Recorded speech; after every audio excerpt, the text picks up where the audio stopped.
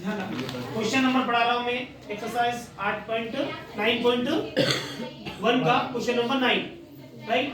इसको देखेंगे आप। क्वेश्चन इस प्रकार का है कि माना कि एक मीनार है, मीनार कितने मीटर ऊंचा है, 50 मीटर ऊंचा है, तथा एक भवन है जिसकी ऊंचाई हमें ज्ञात करनी है।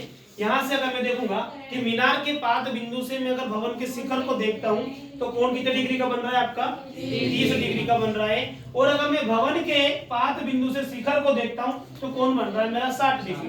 क्वेश्चन में कह रहा है कि भैया भवन की ऊंचाई ज्ञात कीजिए। क्या ज्ञात करना है मेरे को, भवन की ऊंचाई। सबसे पहले मानूंगा कि माना कि, बोलिए ना, भवन की ऊंचाई, भवन की ऊंचाई h मीटर है।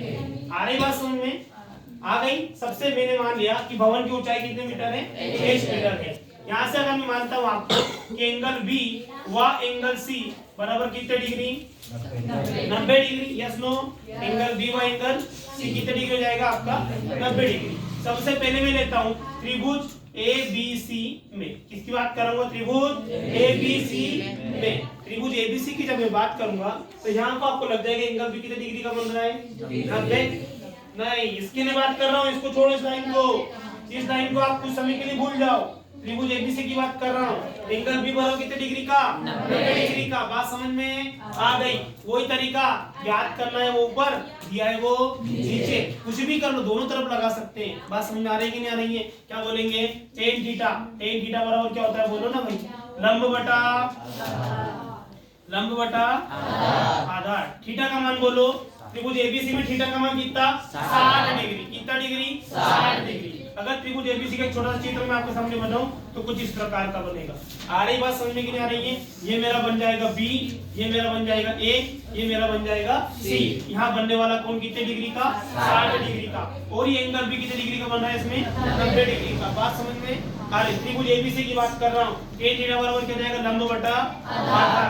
लंब का मान कितना है मेरे पास में, 50 मीटर। आधार मुझे क्या करना है, ज्ञात करना है। बात समझ में आ गया। tan थीटा, थीटा का मान कितना है मेरे पास में, 60। और चूंकि जानता हूँ कि tan 60 का मान कितना होता है, tan 60 बराबर करनी में 3/1। यहाँ से लिख सकता हूँ करनी 3/1। तिर्यक गुणा करने पे मुझे प्राप्त होगा कि BC का मान मेरे पास आ जाएगा 50 बटे करनी में 3। समीकरण नंबर 1। आ गई बात समझ में। यहाँ से क्या मिल गया मुझे, समीकरण नंबर 1। पुनः जाऊंगा मैं, सर मेरा ये वाला त्रिभुज खत्म हो गया, दूसरे त्रिभुज की बात करूंगा तो DCB, किसमें, DCB में। पुनः त्रिभुज DCB में क्या लगाऊंगा सर, वही क्या लगाऊंगा, tan थीटा। आंख बंद करके हर बार क्या लगा देंगे, tan थीटा। क्या होता है, लंब बटा आधार। चित्र बना लो इसको, सब चित्र बनाएंगे तो कुछ इस प्रकार का बनेगा। यस नो, ये D, ये C और ये B।